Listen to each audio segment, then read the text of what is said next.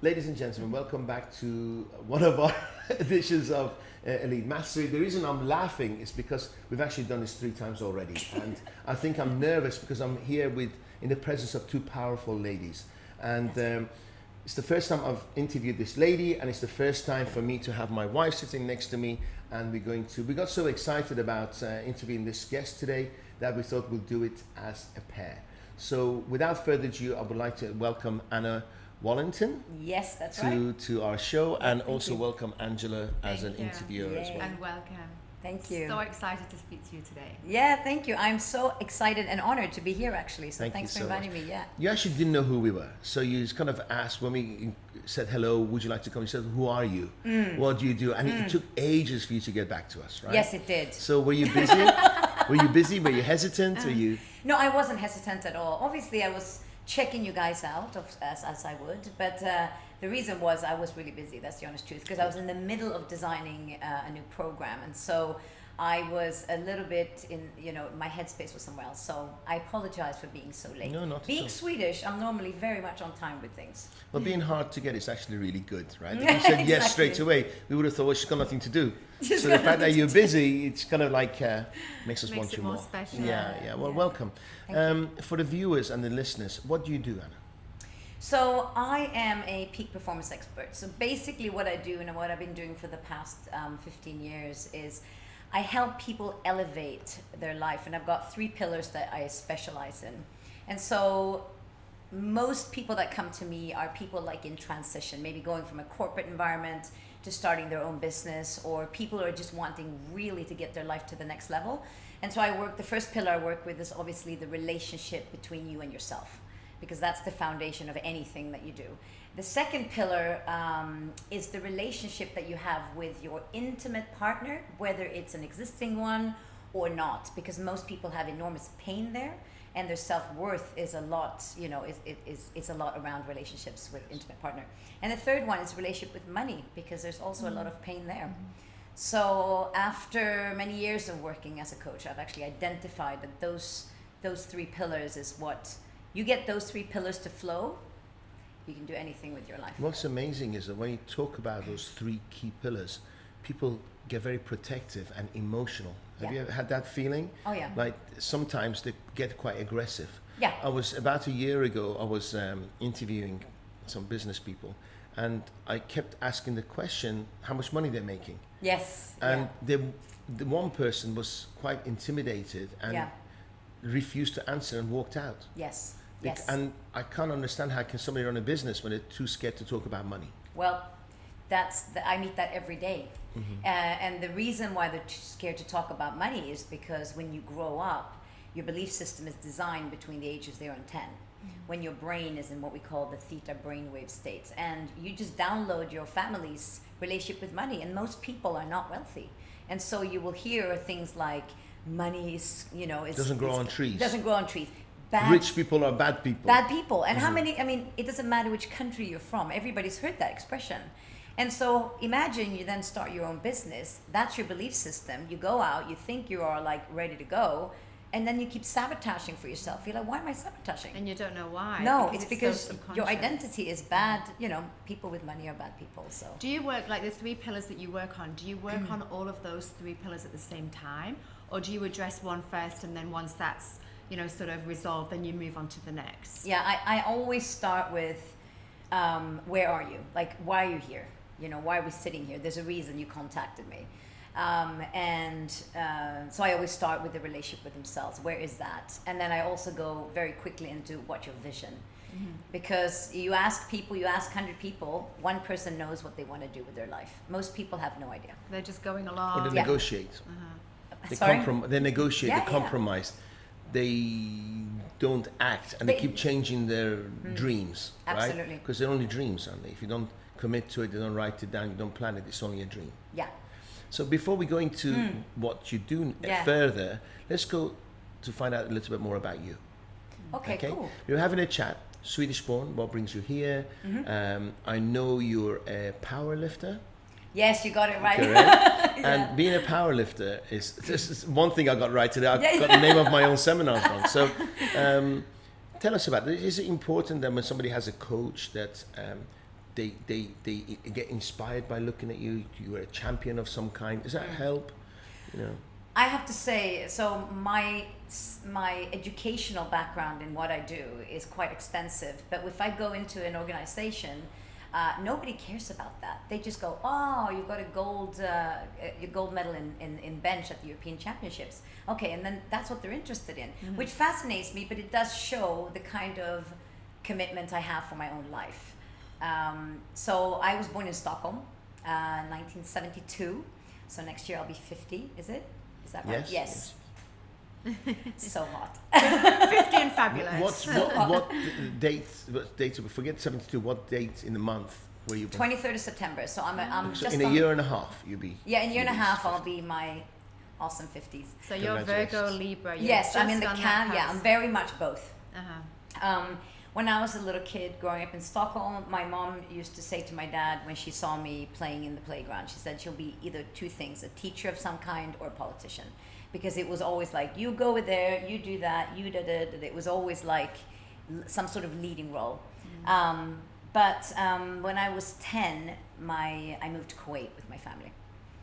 So your dad was a businessman, or he worked my for? Dad was, yeah, he had his own construction company. Little bit of I call him a bit of a cowboy. He was very, unfortunately, he's passed away. God bless him. He was kind of like why I am the way I am. Your hero. Yeah, he was my hero. Yeah.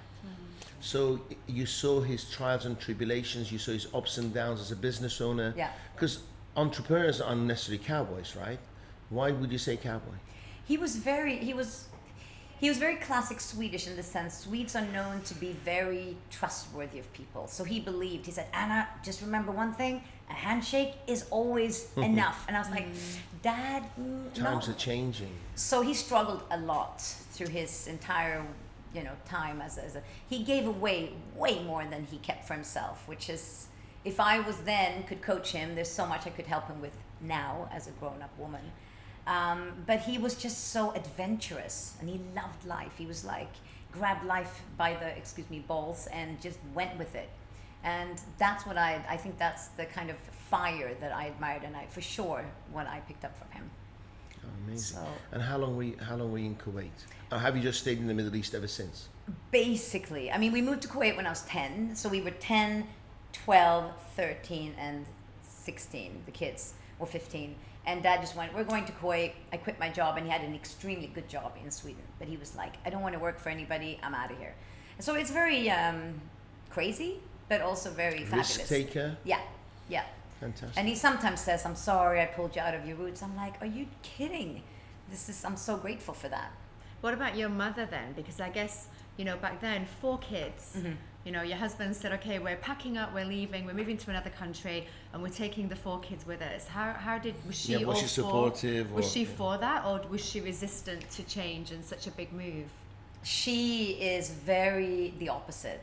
So she's never borrowed any money from anybody when she was, she was brought up like this, safe. Very safe. But I think she found him exciting because we always had so much fun, and he was fun. He was really fun. So she just went with it. But I think it was a struggle for her values and what she stood for sure. Yeah. I guess the contrast from going from Sweden, where everything is very particular, and suddenly it's a whole different culture. Yeah. And even back then, moving to Dubai now, there's a lot of similarities between the European culture to being here. It's very European, but then moving at that time, so many years ago, from Sweden to Kuwait, where it's very traditional. And I guess, back then, your community of Europeans must have been relatively small. Oh my God, there was no community. You couldn't get into Kuwait if you didn't have a job or had a business or something. So my hair was platinum blonde when I was a child. So you must have stood out like. It was very strange. Blue eyes. Yes, and they would grab my hair, and I remember specifically one time in the souk, when we were in the souk, this woman with like fully covered face, she took my hair, she pulled it under her, veil, and I could hear her like smell it. No, is it real? Yeah, it was bizarre. Wow. So we lived there until for about 5 years, and then things were going really bad economically for my dad. So they had to send us back to Sweden, and in a way lucky, because after just 1.5 years later, my dad became hostage in the Gulf War. So With Saddam Hussein's Saddam invasion Hussein. of Kuwait. Yeah. And then it's a funny story actually. My dad was at the time his business was Flat. and his sponsor had his passport, so he couldn't leave the country, and he had no money basically. So he was living in a hotel. The Marriott Hotel was a boat in Kuwait at that time, and everybody loved my dad because he was just such a beautiful man. So they said, you know what, you can stay here. It's okay. Stay on the boat for free. So 2nd of August 1990, my dad hears a strange noise. He opens the blinds in this room and he just sees these planes Army of coming in. Iraqis coming. And it was just bombing, and he went. And the first thought in my dad's head, which is showcases his personality, was, "Great, I'm going to be free now because I can get out of here without a passport now." But they came in barefoot with guns, and they were going to take them hostage. Dad said, "You can't take me hostage because I'm the head chef of this boat," restaurant," which he wasn't. But he's a good. He talked his way out. Of Yeah, danger. and he got a few guys. He said, "These are my assistants." So he stayed on the boat for about 2 months, cooking for the military. And those idiots didn't realize your dad can't cook. No, he was good cook. My dad he was brilliant. He improvised. Cook. He was a improvised, brilliant yeah. cook. So he was cooking for them basically. What a But great then he story. was moved Taken. to Baghdad. Also, he went to Iraq. Yeah, he went. Was he one of the people Muhammad Ali released? Because Muhammad Ali came to meet Saddam Hussein. Oh my God. And- I don't think he was one of the ones that Muhammad Ali, but there was a lot of people coming by to help. To help. I think there were 58 Swedes or something like that. Wow. And how did he get released? How long was he there? I think all in all, I think there were about 10 months, I think. No torture, no nothing. Just kept. He didn't really want to talk about. Wow. He Yeah. didn't have a good time. I don't think he had a good time. He's seen things that nobody should have to see. Yeah. Wow. Incredible. But And he's no longer with us. Recently, or a long time ago, or did he? 2000, I was just telling your wife about it. 2014, he passed away. Okay. But until the end, he just refused that he was sick. He said, "I'm just gonna just go to Sweden for a little bit," because he was living in Dubai at that time. Right. Okay. As a business owner, as an entrepreneur. Yeah. So that didn't put you off. You quite like that exciting lifestyle of ups and downs and trials and. Yeah, I mean, after Kuwait, we moved. He obviously came back to Sweden. He stayed in Sweden for a year and a half, and then he was like, Itchy feet. "I can't be here. I'm out of here." So he went to Dubai in 1992. So that's how long we've been here, and I've been here on and off. Okay. But he had some struggles in Dubai and spent some time in places that you don't want to go here. Sure. So Sure. they would- Again, probably trusting people. checks and yeah. And your mother, she's here? She came. They were both living here, and then my father became sick, and like I said, he refused to give up his business, and he just went home to get well, and my mom went with him, and then he passed away. I'm sorry to Yeah. hear that. So as family, you're close. Extremely close. Okay. What got you into sports? And what got you into powerlifting? Because that's very unique, isn't it, for a woman to. Yeah, I've done sport. I've actually been last year. It marks my 30th anniversary of being a group instructor or a group fitness instructor. I started when I was 18 in my little jean shorts and Jane Fonda style. Jane Fonda Yep, days. Yeah. I've always been in sports and training and stuff like that. Powerlifting actually came through my fiance. He's been a powerlifting coach and trained powerlifting for about 20 years. So recently you got into it. So we've been together since 2013, so that's when I started. That's amazing. But to be a powerlifter, you need to have some kind of DNA of strength, right? Because not everybody can be a powerlifter, right? So do you feel because you were fit, you could easily get into it, or were you just naturally strong? I think I was naturally strong. My strength has always been upper body, which is kind of unusual because women normally have lower body strong and not so much upper body. I'm the opposite. So I've always been really I've done lots of push-up competitions and things. I just love stuff like that. Go on then. How many push-ups can you do? What was the one I won a competition? I think it was 62 in 1.5 minutes or something like that. Oh my God. On the toes, of course. Wow. Can't be doing anything on That's our intense. knees. Yeah. Wow. So my fiance is a big bencher as well. Still. Yeah, he owns a powerlifting club in Dubai. Yes, you said, but I think it's past a certain age and your joints start. Nah.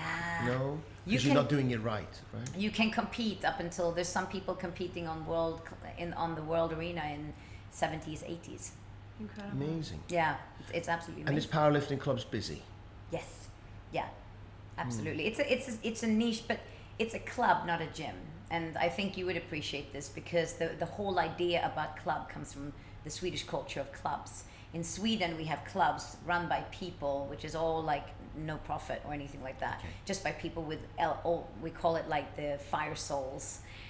Here, obviously, it needs to be a business. It's different. But he wanted to bring the thought of it being a community. Wow. So everybody who is at the club we're family. So club members are powerlifters or Swedish or both? No, they're not Swedish. They're powerlifters. Okay. So Patrick runs it with Marco, which is his I call him the co-pilot. And no, it's people from all over the whole world. And it's anybody. It's people, beginners, and people that are really strong, people that just want to get stronger. Wow. You know, you'll have somebody walk in with housewife, 3 kids. I want to learn how to be strong. So anybody can come there. You know, what's really interesting as you're talking, because we had a chat earlier about, you know, your story about how you and Patrick met and he was in Sweden. And, you know, now I'm just thinking, you know, there's sort of history of your father moving from Sweden and taking his whole family to the Middle East. Patrick was in Sweden. Yes. And you brought Patrick to the Middle East. Yes. It's almost like history repeating itself. So how did he transition from being in Sweden, having, you know, a stable life, to then coming and moving to a foreign country to be with you?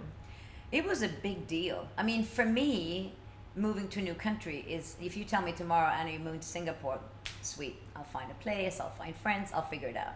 But for him, he's not at all that. He's the opposite to me.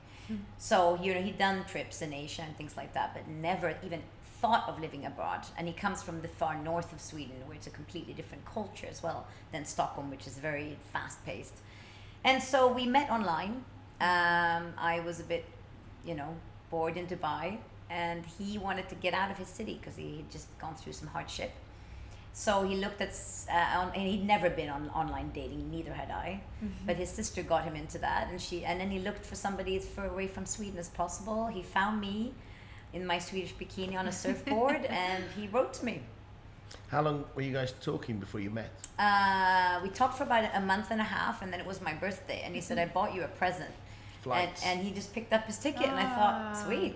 All right, I bought you a present. I'm coming I'm over. having a I thought it was holiday. flights for you to go over. Yeah, No. I bought you a present. It's me. Of course, come on. Well, I thought you said I bought you a flight tickets. You come over. No. He wanted to check out the place where I was living, so he came over. I don't I think we're think you checking out wanted the to place. check out more than the I'm place. going to be modest. We are still, you know, we're on camera. We got to be modest here. But how, I always think, you know, you've gone through this sort of fairy tale where you've gone to get to know each other online, but it's all from screen, you're different places, to that moment when he steps off the plane. And I think that chemistry with, you know, your partner is either there or it's not. It's very difficult to force that chemistry. Yes. So from that moment when he walked off the plane, did you instantly know, okay, this is the guy for me? Yeah, it's so interesting you say that, because I have been on my own voluntarily for a long time, not because I have pain in relationship, just because I just didn't find anybody that I found was to gel with, and you know, and so I wasn't really interested, to be really honest, because I was busy, I was having fun. So I thought when he walked out, I thought, what if I don't feel anything? How do you do that in a nice way? Like, okay, You've nice come to halfway meet you. across Thank the you for world. coming. Yeah. Because he was coming for 2 weeks. Oh no. Oh, okay. I know. And his sister was like, what if she's a weirdo? Yeah. You know, let's book you a hotel. But he walked out of the airport, and it was literally, he said, all I could, because he's very quiet, introvert, you know. He said, all I could see, because I had this very kind of pink skirt, he said, all I could see was like this pink ball just going bounce, bounce, bounce, bounce. And I full of just energy. jumped up in his arm, like literally jumped up. Is he a big guy? He's a very big guy, yeah. He's not super tall, but he's very... Wide, yes. And then the first thing he said, can I kiss you at the airport? I went, nope. Oh. Remember, it's the Middle East. Of course. Well, let me kiss you. Yeah, of course. Yeah, but it just felt like I'd just come Natural. home. It was from day one. It was like, oh, okay, so this is it now. And how long after? So he came for the 2 weeks, and then Yeah. obviously he went back. Went back. How long was it till you decided, okay, let's do a permanent move while you come here to Dubai? Well, the thing is, he had his dream job in Sweden. He'd worked many years to get that job. So he was working as a physiotherapist for the Swedish Army. And that was a very prestigious, very hard to get that job. He applied, and it was very... So I didn't really want him to give that up. I mean, I didn't know if he was going to like Dubai. But we did this for 2 years. I went to see him. I learned how to ride snowmobiles. You know, I get to see the north with the, you know, the beautiful nature up there. I'd never been up north before. Wow. And he came here. We went to the desert and, you know, quad bikes. And so we experienced that for 2 years. Yes. And then he said, "Are you going to ever move to Sweden?" I said, "No." So I said, "Well, I guess I have to move to Dubai then." Oh, that's beautiful. That's and then he moved here and he said, "We'll live here at least 10 years, right, Anna?" I was like, "Okay." He likes Dubai, I guess. Yeah. He likes, you know, to be stable, and he loves it here. And then the business for him, do you run the business together, or is that no? Do you use the services that you do to complement what he does in his business, or it's two separate entities? Two separate entities, because they're solely they're focused on powerlifting and also Olympic lifting of it. So it's a lifting club. It's very niched like that, and what I do is completely different. But when you were, just to get back to what you were saying about powerlifting and you know, do you have to be strong? Powerlifting, why I got fascinated by it is the most scary thing I've ever done in my life. You know, I've done parachuting, like all that kind of stuff. But powerlifting, you can't really explain the feeling of going in, because powerlifting is all about getting 1 rep max. So it's all about being strong for one rep. Uh-huh. So you have to be so mentally strong, because the moment fear enters your mind, you lose your lift. So for me, it's fascinating with the mindset around powerlifting. And I struggled with that in the beginning, you know, working on that. But it's extremely fascinating. It's a fascinating sport. Wow. Yeah. Amazing. Great. Yeah. So, somebody comes to you. Yes. They have some kind of a pain. Yes. Because I do some business consulting, and most of my clients come through referrals and recommendations. Where do yours come from? And if they don't come from referrals and recommendations, do you find there's a barrier people hold back before they open up to you and tell you what the problem is? And what are your skills that you use and time scale to get to the bottom of the problem? Yeah, it's very good questions. I would say most of my clients, because I have been here for a long time, most of them come from referrals, from testimonials from other clients. Also come from social media. Someone will contact me randomly somewhere, like you did. But, I also, you know, obviously I run, I do also talks and things like that before COVID, you know, in companies, motivational speaking and things like this. So people contacted me after that. Yes. I have online courses, and people will then continue with. So it's very broad. I have a gift, which is, I think that when I speak to somebody, when they come to me the first time and I have a call with them, very quickly they feel very comfortable. So I get everything. Because probably you're not judging. A 0. No, but I have 2 values that are the foundations of my business. One of them is confidentiality, and I say that straight away. Everything is confidential, no matter what you say, and there's no judgment, 0. Wow. And it doesn't matter what you bring. So they feel safe. 100%, and I think they do, but I'm very firm when I coach people. I'm very firm, as in I don't listen to, if you stay victim mode, I pull you out of there. Wow. Because nobody wants to be a victim. We noticed that in your talks you were talking about taking power. Taking control of your own thoughts, inner dialogue. Yeah, so that's can sabotage you and destroy you, or they can build you, right? The way you speak to yourself. Yeah, and I know that when I was doing some coaching in corporates, I came in and you know, I remember specifically one client I had, and she was very senior in an organization, and I came in and she said, "Anna, don't talk to me about my dad. Talk to me how to be badass." This is literally what she said. At work. Don't bring my dad up. If you bring my dad up, I don't want to talk to you anymore. What do you think I talked about? Why?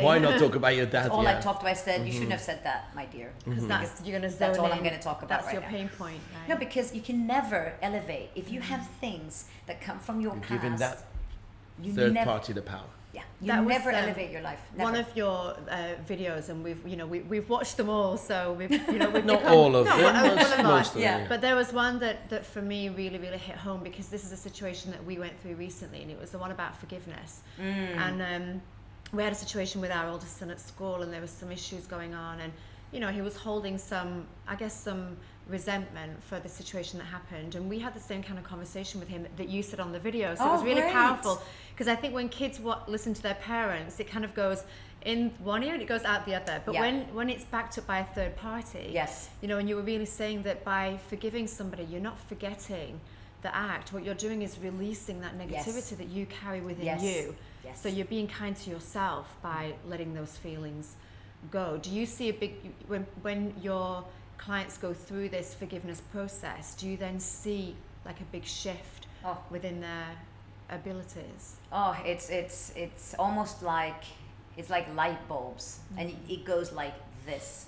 When clients do a shift, I literally watch, and they just, that's why I always tell them, and I do everything on Zoom, but I literally, and we record all the sessions, so you have to go back and look at that moment. How you've changed. Where you just went boom, and it's like, oh my God, I don't have to be identified like that anymore. I don't have to be attached. No. What would be possible now? Wow, I don't know. Well, let's figure it out. And it's like you have just been released from prison. Literally, that's what it feels like, because thoughts can be prison for you. It really can be. So you have people fighting you at first, sometimes they resisting. Do you have people quitting halfway through?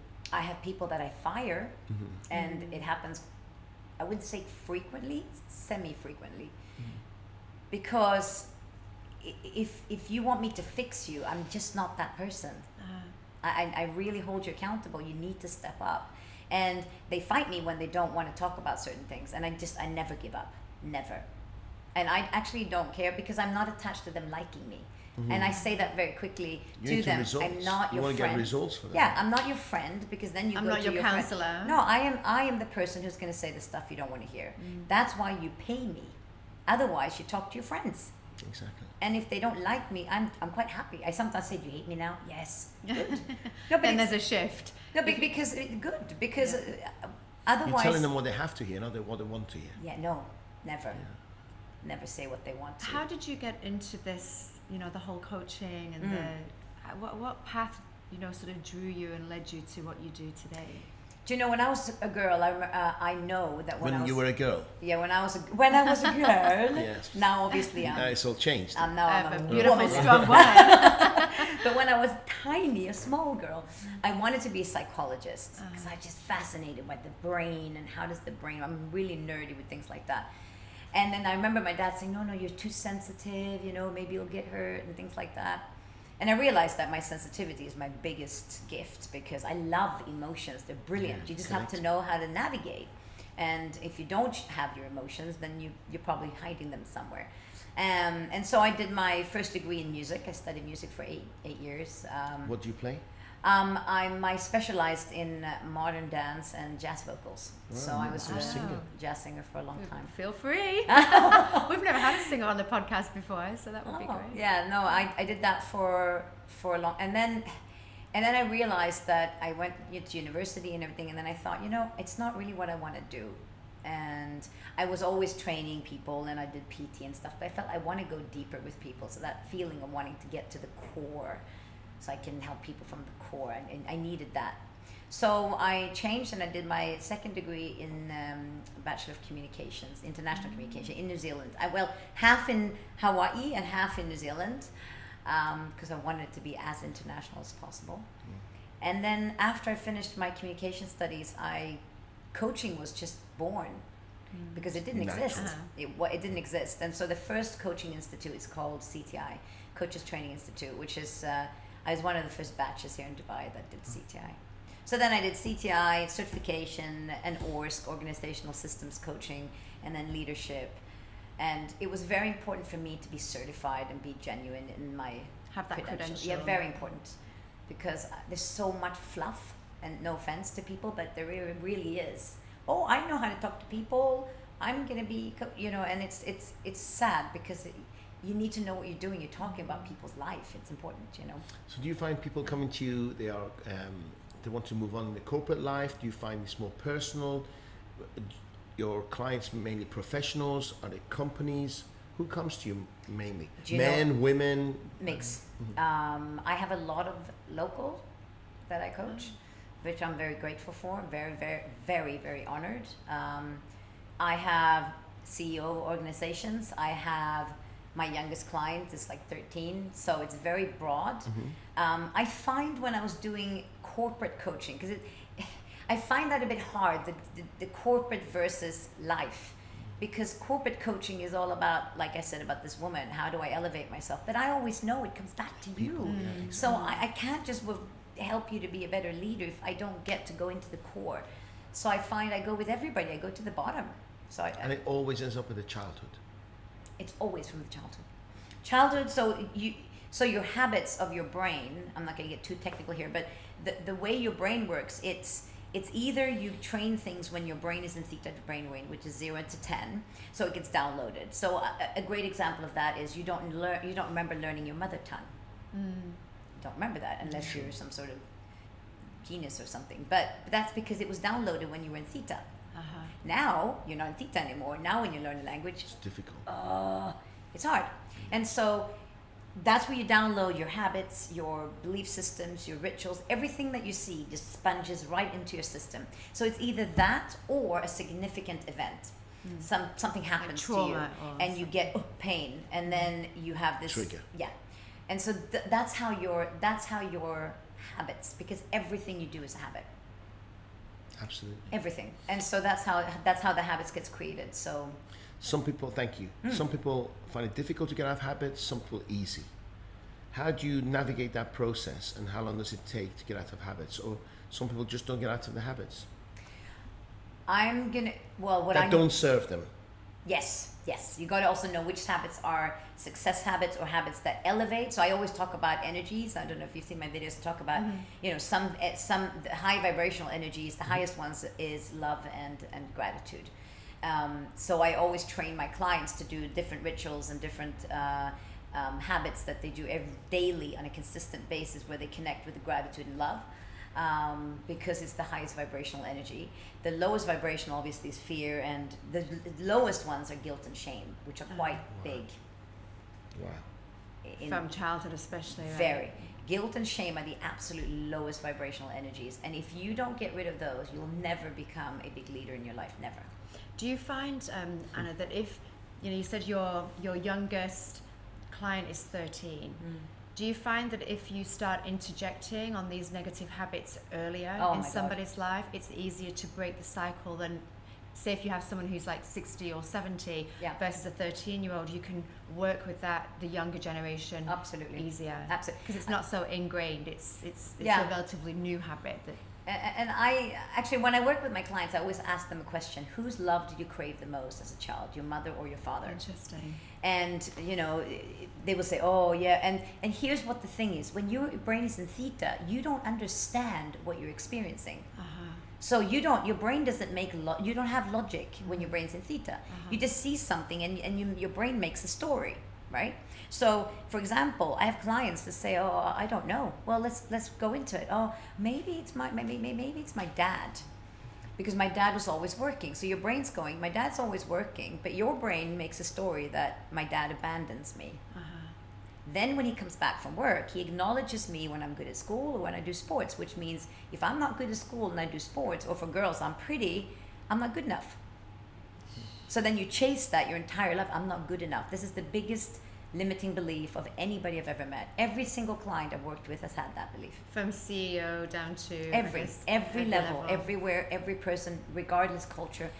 And that's not because your parents did something bad. They did the best they could. It's the way you translate it. It's just the way you have no idea, because seldom do kids hear, "I love you for being such a beautiful soul. You have such an amazing soul." You don't really normally say that to your kids. It's like, "Oh, you look so cute in those ponytails," or whatever. And we're doing the best we can.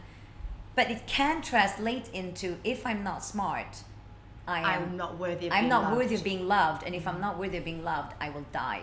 That's a human need we have, to be loved. Yeah, we make sure and it's just talk. We make sure our kids feel loved irrespectively. Even if they've done wrong, we say, I love you so much, at the same time you've done wrong. Doesn't mean I'm pulling my love away. Yeah. I love you, you've done wrong. I can True. already feel that. The moment I met you two, I already knew that whatever you've created in terms of family, there's so much love there, because it oozes out of both of you. And, you know, obviously out of people that I've met in your office as well. It's just, it's an instant feeling. I just feel this instant amount of love when I'm around you. Yeah. It's so nice you say that, because, you know, a few years ago, Dariush was in a situation with, I guess, a family friend. Yeah.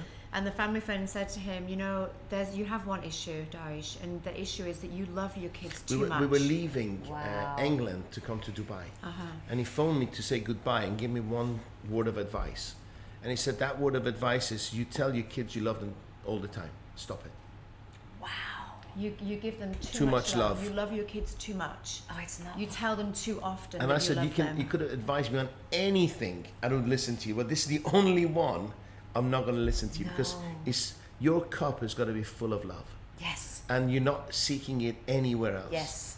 That's what we can't get rid of our kids. Right? They never leave. Yeah. I love that. Yeah. Why would they? There's so much love. We're creating so much love. And the problem is that, are they ever going to meet somebody else who's going to give them as much love as we are? Yeah. Probably not. Yeah. No, but I can relate to that, because I'm on the receiving end of that from my parents. Right. And I think sometimes that made me have, you know, I was constantly, I think, looking for somebody like my dad, you know, who was just like enormous amount of love and bubbles. And when I met Patrick, he's completely different. But there's so much love, but it's like it's not so demonstrative. It's the doer, not the speaker or the talker. Yeah, but I can instantly feel that of you too. But then also, thank you for that. Also, I guess if you look at your parents' relationship, you are the mirror image of your dad, whereas by the sounds of things, Patrick is more like your mum, because your mother and father were opposites. And it's interesting how you and Patrick are opposites. So it's kind of like, you know, you've seen those lessons with your parents, you've seen how the dynamics of the two of them work together, and you've kind of created that for your own reality in your relationship too. And I have, and I always say, you know, that's what makes it, because Pat said to me one thing very early when we met. He said, Anna, I want you to know one thing. I am a harbor. It doesn't matter if you go and you're gone when you come back, it will look exactly the same, because he's very structured in rituals, which I appreciate. You are the speedboat, so you go and do your thing, and I don't know what, your social whatever, and then you come back. I'm just going to be here. And in a sense, it's very true. Did you test him? In what? In the relationship. Did you go on your speedboat and come back? I go on my speedboat all the time. He just sits there and laughs. He has zero jealousy, zero neediness, zero security. And he knew that. Well, I guess you don't give him reason. Right? No, and both of us are very secure. I mean, I have a lot of love for myself and trust and things like that. I think it's important, but he would never hold me back, because I just wouldn't do that. I just wouldn't do with that.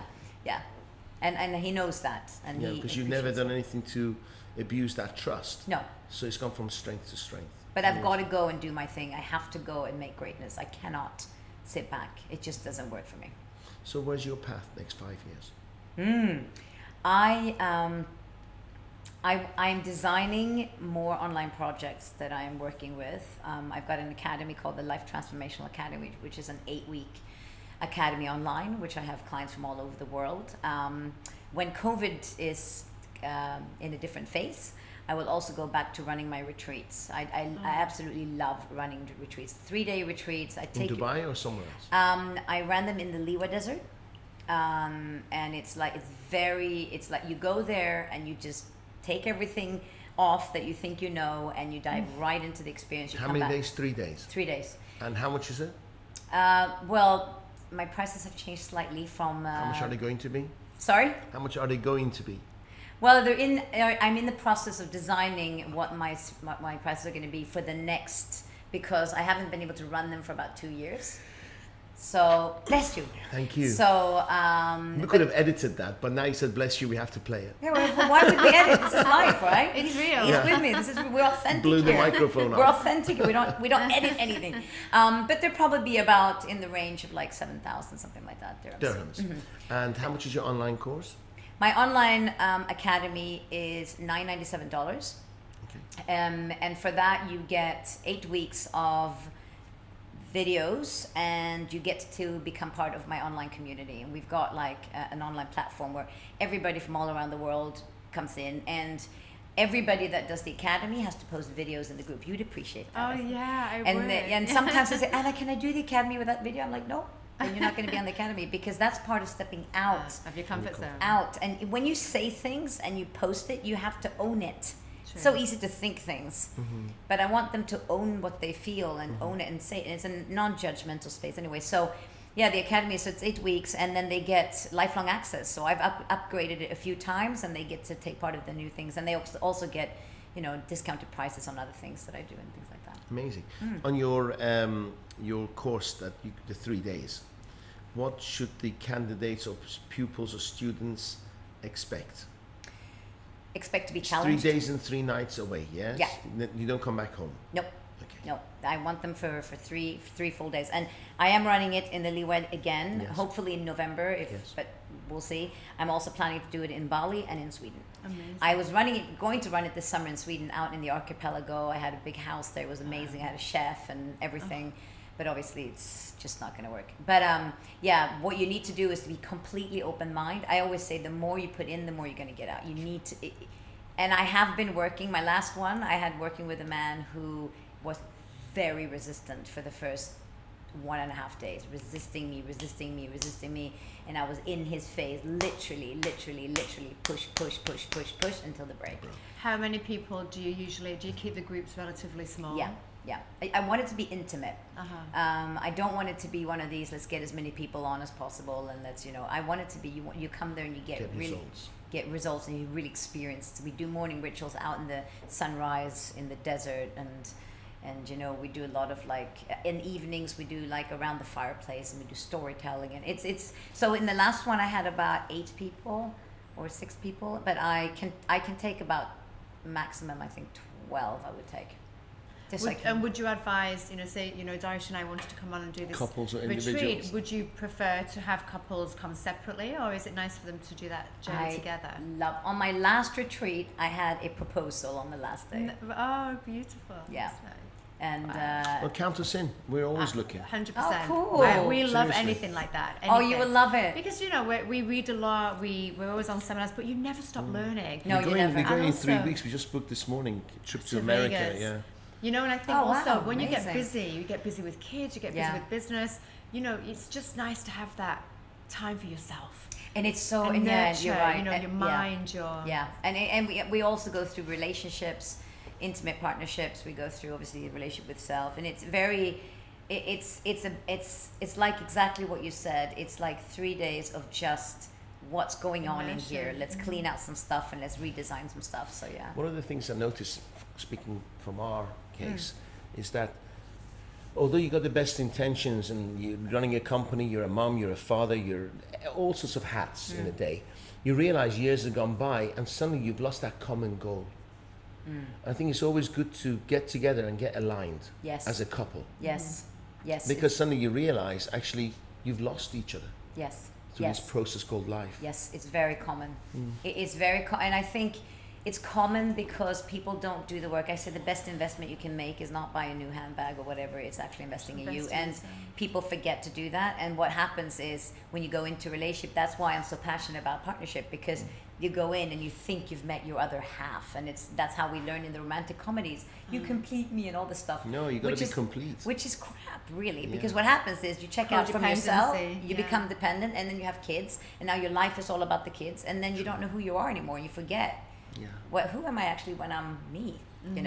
And that's exactly it. You lose yourself and you lose each other. So one of the things that COVID did to us is that we realized we had time in our hand, and we lost because we were so talking to each other, involved with each other. Suddenly we were 7,000, 8,000 miles away, couldn't speak, couldn't meet, and it was time to reflect and change and get back together again, wasn't it? Yeah. So we couldn't, probably if there wasn't COVID, Angela and the kids would still be in Thailand. wow. because of that separateness, we realized that life is nothing without each other. Oh, that's so beautiful. Isn't it? Yeah, and it wasn't, we didn't realize, I guess, until you had that time to sort of stop and reflect. Yes. That, okay, this isn't really working. It's bullshit. Yes, This is it's not bullshit. working. It was bullshit. As you Totally. said, you get busy We were with school compromising and on each other's business love and time yeah. each other and each other's value. Everything just went west Oh, that's so. I think because we COVID had was. time separate. And also for the kids, we didn't realize, I guess, we were there for 3.5 years. We didn't realize that we thought we were giving them the best opportunity. They're in nature, there's greenery, the education was great. But actually, when we sat down, it was our oldest son actually that said, I want to go back to Dubai. I miss Dad. I miss my dad and I miss my brother and sister and I just miss being in a family. So, we sort of talked about it and said, it's time that we became a family again. And now, the boys go off with their older brother on Friday, they do bros days, and they've got that sense of family back. Again. That Friends could never compensate for family. No, you can't. No, you can't. Absolutely not. I absolutely 100% agree with that. Wow, that's so beautiful. So 3.5 years you were in. yeah. Where? I remember Phuket, but what happened was we kind of decided to take the next level, and because Dubai, it's people don't come here for spirituality. A lot of people come here to make money, do well, and go back home. And we thought, let's add some spirituality to our children's lives. And we thought Thailand nature was good. There was really good schooling. So, as we do, we just packed our bags, booked the flights, and on the flight, then we looked at each other and said, "Are we actually making the right decision?" Oh my God. Dariush looked at me and he sort of looked at me and it all happened really quick. We went on holiday and within 6 weeks we'd found the school, found the house, packed the bags and got on the plane. And as we're flying to Thailand, Dariush looked at me and he said, "Are we doing the right thing?" And I looked at him and I said, "Are you seriously asking me this question now?" I said, "Well, we're in now." So, and we didn't really, I guess we didn't. We made the we're best very of it. spontaneous. Yeah, we made the both best us. of it. It was a wrong decision. We didn't really think it We through. should never split the family. We're very, life's lessons, and Wow, you learn. that's so interesting. That's so fascinating. Yeah, because to me it was easy. I'll fly every 2 weeks, stay 2 weeks. We have quality time because we didn't here. We were working, striving, missed each other. And then it didn't work that way because Angela got into this life. Yeah. She was living a life, right? And then I come in to disrupt it. Yeah. And I'm half there, half here because I'm working. Then business suffered because they lacked focus. Of course. Yeah. So one thing I've learned, focus is important. Very. And very. Focus and 100% determination. Yes. Yes. You And got to be discipline. hungry for it. Yeah, discipline. You have to be hungry and you have to be because motivation, we know it comes and goes. People say, "Oh, you're so lucky, Anna. You're so motivated." Are you kidding me? It's an not effort. It takes bloody every day. effort, I get up at yes. 5 o'clock. I go and do powerlifting 5:30 every day. Do you think I feel like it every day? No. They think it's easy. Oh, it's easy. You're so happy. I condition my brain every day. I do the stuff I'm teaching. I'm You not just weren't saying born it. happy and motivated. I make Yes. this every day because it's my identity. This is who I want to be. I refuse to be anything that's average down here because that's not who I want to be. So I have to be loyal to this person. The more I'm loyal to this person who gives up on things, who's average, I'm going to become that person. You have to choose who you want to be. So that's what I do also very quickly. I create my clients, together with my clients, we create their avatar. Who are you when you're magnificent? And we name that person. Wow, how would that person walk, talk, look like? How does they socialize? What do they wear? How much money do they make? And they get really excited because they're not used to thinking that way. Do you think most people are happy not fulfilling their lives, or do you think they are unhappy but they just don't admit it? Most people would want more, but they don't admit it. I agree with you. Yeah. If I you agree really with you. ask them, They subconsciously are not happy. yeah. But They somewhere settle. along the way they compromised. Because they don't know how to get to the next level, because you don't. What if the next level is painful? What if they can't cope with the pain? They can't cope. They got habits that they're too lazy. They don't want to take risks. They find reasons not to. And lazy, and And unfortunately, most people don't. They die and never achieve they never achieve their goals. their Never, goals, right? never. Or the full potential. And lazy is just another word for fear. Everything is fear. Everything is fear. Everything. And I guess also there's an element of lack of education too. I think now, I look at our son's curriculum and they do wellness and mental awareness. We never had that in school. We never had that. So you go through your Never. education system and, you don't really learn emotional intelligence. You don't learn, like you say, psychology or how to train your own brain.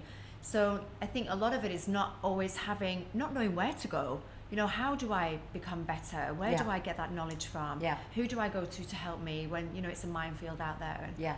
you know, Absolutely. It's having somebody to say, look, you know, this is what you need. Let me direct you into the, you know, the right people or the right guidance place. is good. Emotional intelligence, correct me if I'm wrong, comes from mileage, doesn't it? Doesn't it come from experience? Or do you think some people just have good emotional? I think some people also have it as a gift. Like I said, when I could easily read people very quickly when I was from childhood, I can read people. I'll give you an example. When I was 15 years old, I'd just come home from Kuwait. It was very dramatic because my mom had to sell her wedding ring to send us home. It was that bad. So we ended up in a town where my brother had his brother. I mean, my father had his brother, so my uncle. And my uncle didn't, we hadn't lived in Sweden forever, and I was wearing the wrong clothes, and it was quite a hip town. And so they thought we were weird. And so there's a lot of immigrants of Arabic heritage there, and they didn't accept us because we weren't real Arabs, and the Swedes didn't accept us because we weren't Swedish and we weren't anything.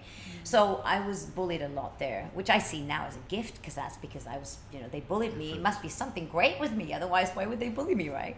I see that as a compliment.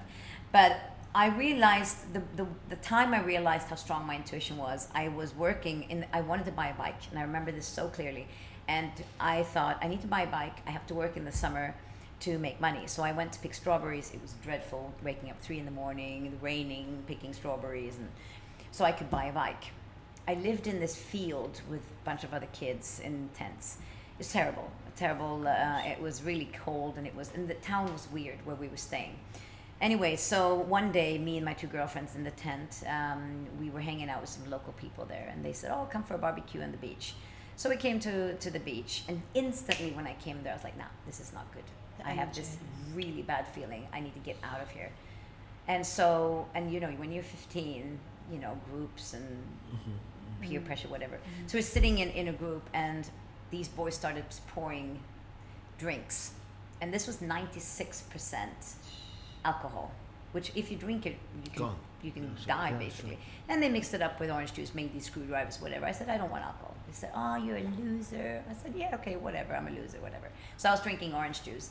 Your friends? And my friends were drinking the alcohol. And then this feeling just kept becoming bigger. So we'd walk through the forest 5 kilometers to get to this place. And now it's getting dark. And I said, you know, I just stood up and I said, "I'm out." And the amount of like, "Oh, you're such a loser, party pooper, oh my God, you're not cool." I was like, "I don't care, I'm out, bye." And I thought, I'd rather walk in the forest in the dark than stay here, because I just can't be with this. So I started walking off, and one of my girlfriends from my tent ran after me and said, no, stay. And I also want to go, but I feel I want to go. They said, "Come." "No, but they think I'm a loser." I said, "I'm a loser too, who cares?" She ended up staying. I went back to sleep, woke up the next morning, and the 2 girls in the tent were in tears. Both of them been gang raped. Oh my gosh. And it was in that moment I realized, wow. Listen You had to some that. kind of I just knew it. I came there and I went, oof. Now talking about it, I get goosebumps. And I thought in that moment, my God, I know who I am. You had a choice. Yes. And I didn't care what people think. But it wasn't even a choice. It was this inner. It was just feeling that was saying, "This is danger. You need to get away from I this just need to situation." get out. And that's that connection with the intuition, isn't it? The knowing. Yeah. You don't know, but you know. Yeah, I just knew it, and that's what I mean. I think you can definitely learn emotional intelligence, 100%, but I think also you can have the gift of it, and I think I was blessed with. But also, I think you see that even in babies. I know we've had experiences, you know, with our own kids where, you know, for some reason they repel certain energies in certain people. And it's not vocal. They just don't want to be around that energy. Whereas other energies they go to, and you know, they'll open their arms, they'll play, and that's fine. I think children are so sensitive, and yet over life we squash it, we ignore it, and then we have to relearn it again. But actually, as children, they're born with that gift. Yeah. You know, it's within us as humans, isn't it, to be intuitive beings. But over time, we lose it, or we squash it, or we just ignore. We squash it because we're so scared of not being liked. The fear of not being liked is massive. I would rather throw myself under the bus than not be liked. And that's hard when they start evolving into that avatar. I always say to them, people are not going to like you. If people don't like you, I'm happy. because that means that you're evolving, and people will Where have you been? You should have been my coach years ago. I'm here True. now. And I'm already booking I will my be 13-year-old your in for number sessions one- with you. Great. I'll be your number one student. I Can swear. we get a family discount? We're all in. Yeah. Oh yeah. Oh, absolutely. I'll definitely give you a No, discount. We have Like had that. conversations about that. I don't care what people think. No. I have my own values, my own belief systems. It doesn't involve harming anyone, and he served me well.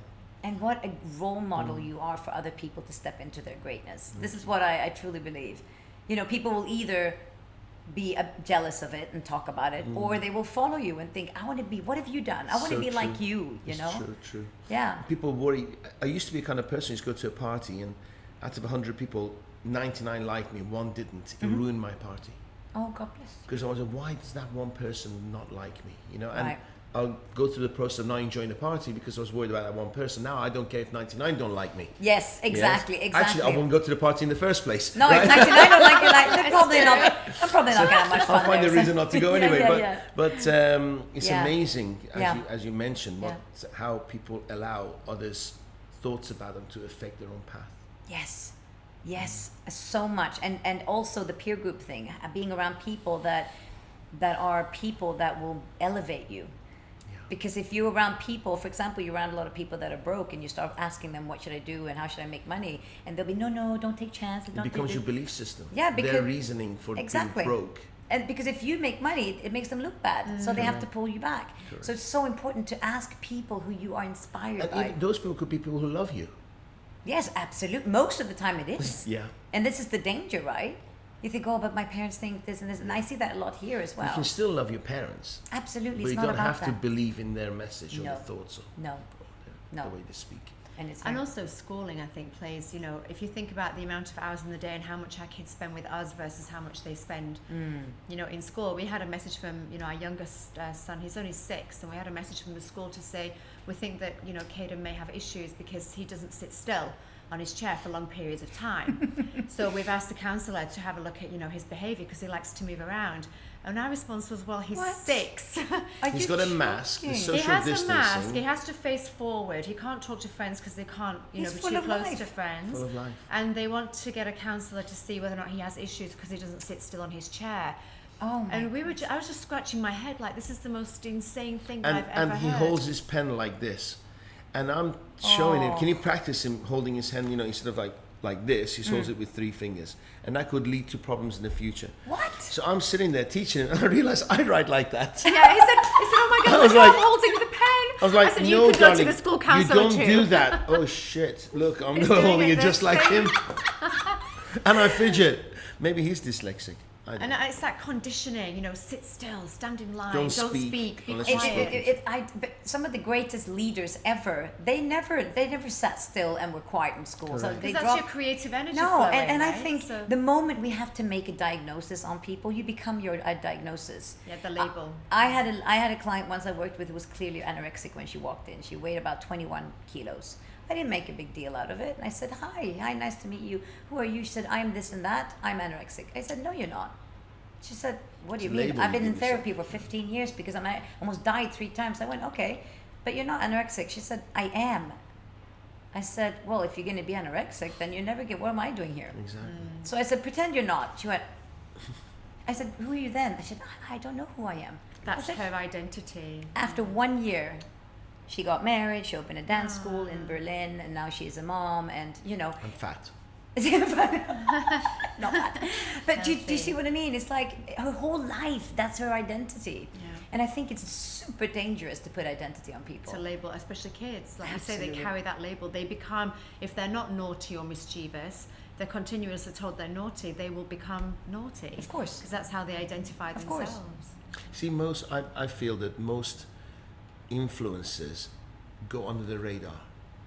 They're not so obvious. Like when Oh, you yeah. see a movie Oh, and, yeah. and a killer looks like an evil person, right? And most killers don't look evil, right? They don't look like a bad person. And it's the same with the messages messages you get under the radar that damage you most. Oh, And somebody absolutely. saying, you are crap, you're not good, Yes. right?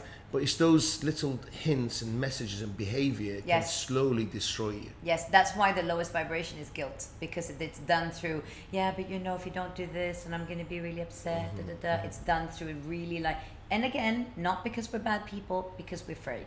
Yeah. That's it. So true. Because I think everybody does the best they can, they're just afraid. Do you know we've been talking for an hour and 10 minutes? Really? Didn't we say it would go fast when we started? And can I just move in here? We'd love to. You can! Would you like to do this again? Absolutely. I mean, we haven't We'd even love to have covered you back. half of what I wanted oh, really? to I talk would you love about. to come back. I'm having so much fun. And that'd be We great. are too. Honestly, we are thank too. you. Likewise. Couple of questions and then we sign off, because after an hour people tend to switch off. Of course. No, Really? they want more. No, I'm joking. I'm joking. So, no, seriously. You don't have to be broken to come to you. No, absolutely not. Please, Absolutely tell us. not. So I have this visual, because everything in my head is pictures. I see when you're talking, I see pictures like this. So when people walk into me, I see where they are on my scale, whatever I call that. It's like, if you're on this end and you're really broken, it's a longer journey for me to take you back. And most people wait very long, and then they're like, I had panic attack, I need to come and see you. And that's absolutely, they can come and see me, just it might take a while to get them. So, but if most people are like somewhere here, they just want more out of their life. It's easier for me, because then you haven't gone and created habits in your brain that are destructive at a deep level, if you know what I mean. So you can be anything. You can already have a fabulous life. You just want more spice. I just want to spice up my life. How do I do that? So that's why I love what I do, because I don't want to niche myself in, Anna, you work with women ages 30 to 40. No, I don't want to. Everybody. You work with humans. I work with everybody. I want everybody to maximize. I just want people to It could be maximize. financial, it could be happiness, it could be spice, it could be And anything. I guess also everything has kind of a knock-on effect to each other. So if you become, more stable or more positive towards your connection with money, then you have a more stable connection to relationships and to health, and it's like a domino effect. They all build on you. If you have a bad relationship with you won't make good money. Well, I'm talking about you'll make bad choices. Sure. Yeah. Amazing. Wow. Yeah. We feel it. You feel it? I think everybody needs a coach. I'm not sure I should call you a coach or me a coach. I don't know about coaching. But one of the reasons that I find it very hard in this country or outside the US to find a coach is because the question I ask is, what makes you qualified to be my coach? And they fall apart. I said, well, okay, then how much money did you earn last year? They fall apart. Yeah. Okay. So what qualifies you to be my coach? Because I'm looking. Are you looking for a coach? We should all have coaches. Andrew's looking for a coach. And I agree. I have a mentor who works Everybody with me. He needs rips me apart so much, and I fired a few coaches, I have to admit, because what qualifies me to be a coach for you is I'm completely fearless. And when I coach you, I can read you, and I can already read you just by hanging out with you. I read you two different characters, and I have my visions for where I want to take you or my clients is huge. Like, there's no ceiling, if you know what I mean. And I'm fearless in going in any kind of place I need to go to release what's holding you back. And I think that is one of my biggest strengths. And I know that people when they talk about me in my work, they say, you seriously you take no bullshit. And it's the truth. And I think that's really important, specifically working with leaders, because I have no fear of working with you. I'm not intimidated by you, like, this guy, he has this company. I don't feel that. I feel like I get excited hungry by people like you. So I think I could definitely elevate you in many different areas, probably areas you don't even know. Sure. I like the idea of being unlimited, limitless. Yeah. I like that. Yeah. We're all about abundance, isn't it? And it kills us to think that people, due to where they're born, the sex they're in, the color, the size, they set themselves limits. They set themselves a ceiling. Absolutely. And I am like this actually with any culture. And I know certain cultures, it could be not accepted, but I actually don't. I risk everything for it, if you know what I mean. Because if the honest truth is, if I was to be expelled from somewhere or thrown out from somewhere, I would rather do it because I'm doing my art, my thing. Because I can never, ever put a cap on myself. Yeah. I refuse. You want to live the truth, right? 100%. It's so off. It has to be. Has to be. Amazing. Well, I'm definitely, not many people inspire me, but I'm definitely inspired, right? I'm 100% inspired. Thank you. So am I. I can't believe the universe brought you in our life, and we're blessed for it. So thank you. I cannot believe, and I'm really serious when I say this. It's not often I walk into a room and I feel so connected to you. It's but mutual. It's unbelievable. Absolutely. Actually. It's rare but beautiful. Thank you. Thank you. Now I think we're going to start a friendship here. That's for sure. It's going to be our honor. Oh, God. People, listeners, they want to get in touch with you. They want to work with you. Please feel free to express and share your website, telephone number. How do they contact? They contact me in any kind of way. Anna Wallenten. Obviously, I'm on Facebook. Anna Wallenten on Instagram also. AnnaWallenten.com is my website. We will put it as a text as well as we're speaking. So that's the best way to contact you. Yeah, or my phone number 052 922 1762. Wonderful. Absolute honor having you here. Let's do this again in a month. Yes. I'd love to. Yeah, We've only here. just got started. Yeah, There's so much totally. more to come. Totally. Absolute No, thank pleasure. you. Thank you for having me and taking a chance in bringing me in. Obviously, but We didn't take the risk. it's There fantastic. was no risk. There was no chance. That's No. fantastic. We knew it was going to be amazing. So thank you so Awesome. much. Thank you so much. And thank you, yeah. Thank you. Thank you. Yeah. Good work. Namaste. Thank you. Namaste. Bye, Thank everyone. you.